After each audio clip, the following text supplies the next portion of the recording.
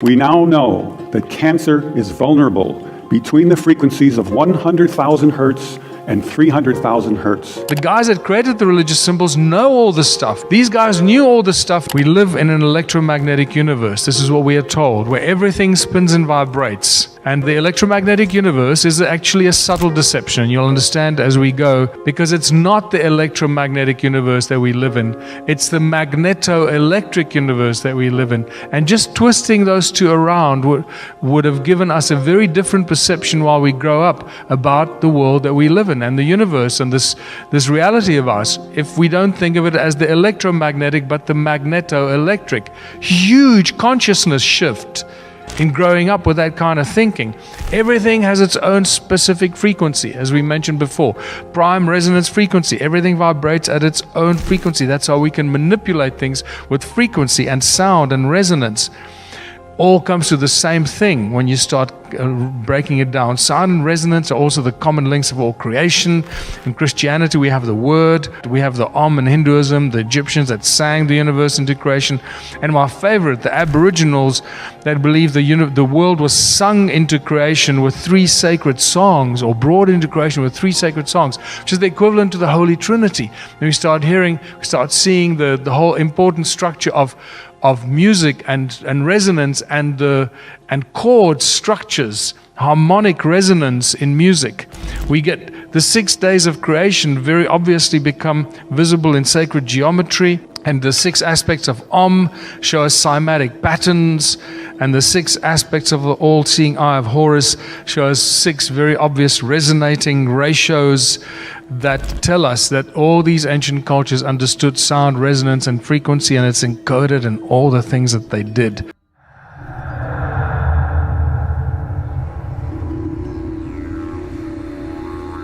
In the beginning was the Word,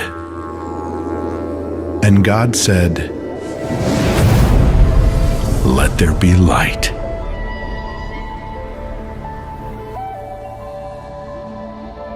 Most in the West are familiar with the Christian concept, in the beginning was the Word. What most don't realize is that, for example, in ancient Egypt, who went into his heart and felt the world and then spoke it into existence. From tuning forks to instruments that can record sounds in space, and from ancient geniuses to today's scientists, there are plenty of options and information out there to help anyone make the right decision between these 2 frequencies. All it takes is a bit of research and an open mind about what you are aware of. First of all, this is one of the oldest frequencies ever used in tuning. It's so old, in fact, that there were instruments found in Egyptian sites that suggest it was used by the singers of the day. Yes, those instruments didn't necessarily have too much range to them. How she sang the world into existence.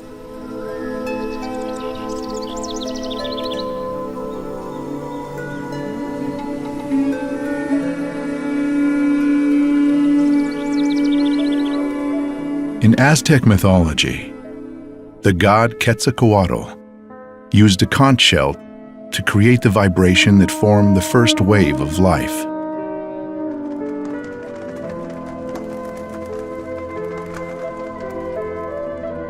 The Inuit say, "The raven made the world and the waters with the beat of his wings."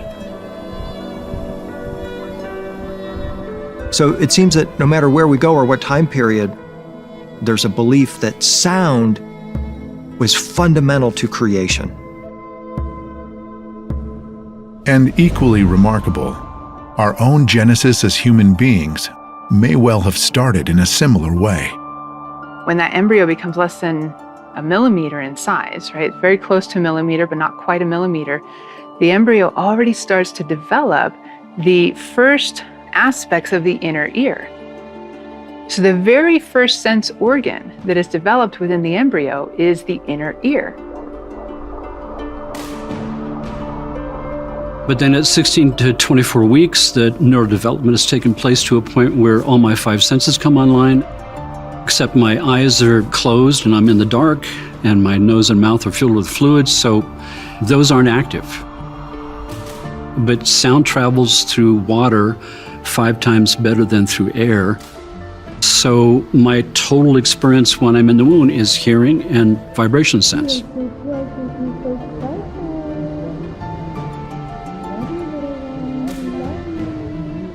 That sound coming in to the fetus, to the embryo, is essential for the development of the fetus. The mother's voice, as well as voices and sounds from the environment outside. And as they're coming in through its own ears, it's wiring its nervous system.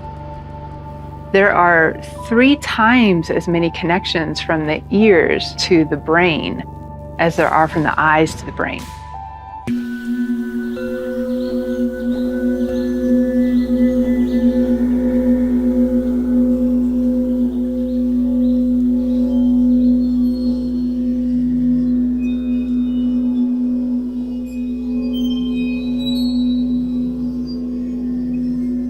The Aboriginals, whose name means essentially earth, they've been playing the didgeridoo for at least 150,000 years.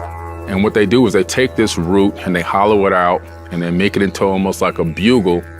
And they say that the sound of the didgeridoo connects us to the dream time, where the ancestors reside, and where we come from before birth, and where we go after we die. Australian Aborigines speak of song lines, or song paths, that were sung by their primordial ancestor spirits, who walked across the landscape, singing its landforms into being. For the Aborigines, these songs are ongoing and need to keep being sung. Monasteries high in the Himalayas, I began to understand the mystical secret of sound and its relationship to creation. What I saw were series of mandalas that were placed on the walls. And the monks told me, this is the secret. And I said, well, what does that mean? How does it work? And he said, a long time ago, we had no way to record sound. But we know that if we project sound into matter, it will create a pattern. So what you see on the temple walls are the patterns that are reminding the monks and the nuns that if they create a very specific sound to match that pattern, then they are reproducing the sound of their ancestors.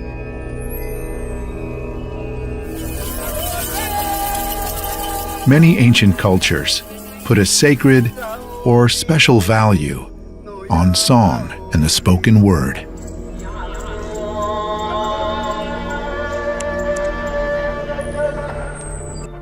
And so words have power. The ancients really knew this, so they chose their words very, very carefully. Words were really handpicked because they understood the power of words.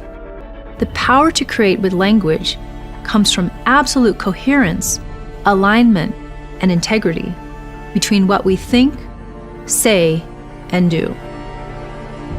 By the words that we speak, we are influencing that field and that manifestation process. But there's certain words, certain power words, certain ancient divine words that were often held very secret because of the power they possess, that were often used in ceremony, magical operations, and so forth.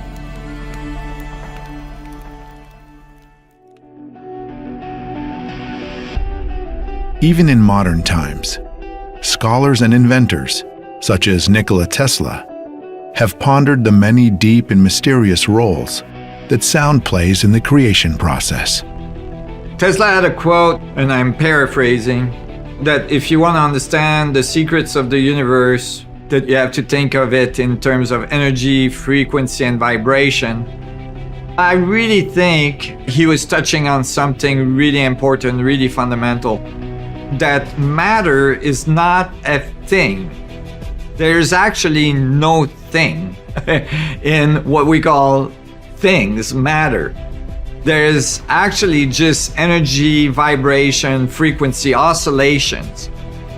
When you look at an atom really, really close, you don't see little billiard balls. The atom is made out of 99.9999999% space, and the part that's not space There's a little electromagnetic field that's fluctuating, and to think of that as something solid is incorrect. Can we be fooled by what we think we see?